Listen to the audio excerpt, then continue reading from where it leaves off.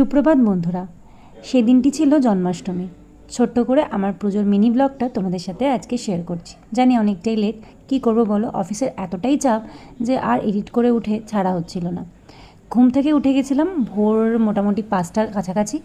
ঘুম থেকে উঠে আমার রেসপন্সিবিলিটি ছিল ভগবানেরকে তৈরি করা, তাই সকাল সকাল মা বসিয়ে দিয়েছিল রান্না, আর আমি ঠাকুরকে স্নান করিয়ে ওদের নতুন জামা কাপড় পরিয়ে দিলাম।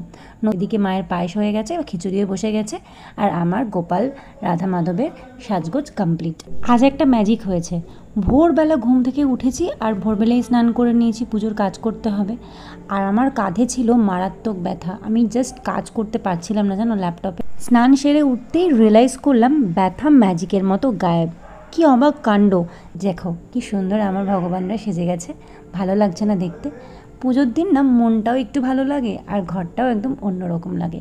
মা এখানে মালপোয়া, পায়েস, ফল কেটে রেডি করে দিয়েছে। এবার আমি ভগবানকে পুজো দেবো। ভোগের খিচুড়ি যেটা রান্না হচ্ছে সেটা লোকনাথ বাবার পুজোতে যাবে। আজ বাড়িতে একই সময় দুটো পুজো করা হবে, তাই কারণে আমি প্রথমে সেরে ফেললাম জন্মাষ্টমীর পুজো, মানে আমার গোবিন্দের পুজো, আর তারপরে মায়ের ভোগ রান্না হলে মা লোকনাথ বাবাকে ভোগ নিবেদন করবে।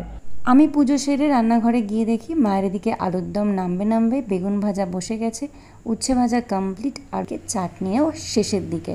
এগুলো হলেই পুজো সারা হবে। আর আমি ছাদ থেকে নীলকণ্ঠ ফুল আর কিছু টগর ফুল তুলে এনলাম। অভিষেক এদিকে বাবার মাথায় জল ঢেলে পুজো দিয়ে দিচ্ছে। আর এটা হলো লোকনাথ বাবার মেন ভোগ, সিদ্ধ ভাত, যেটা আমাদের এই বাড়িতে দেওয়া হয়। আর এখানে খিচুড়ি ভোগ সবার জন্য তৈরি। পুজো করে নিল অভিষেক, এক এক করে দিদামা সবাই মিলে আরতি সেরে ফেললো।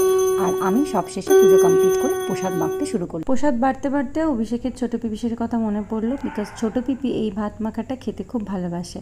আমি তো আমার বাড়ির জন্মাষ্টমী এইভাবে পালন করলাম। তোমরা কীভাবে পালন করেছিলে অবশ্যই আমাকে কমেন্ট করে জানিও। ভিডিওটা ভালো লাগলে লাইক, শেয়ার, সাবস্ক্রাইব করো। Thank you for watching. Bye by.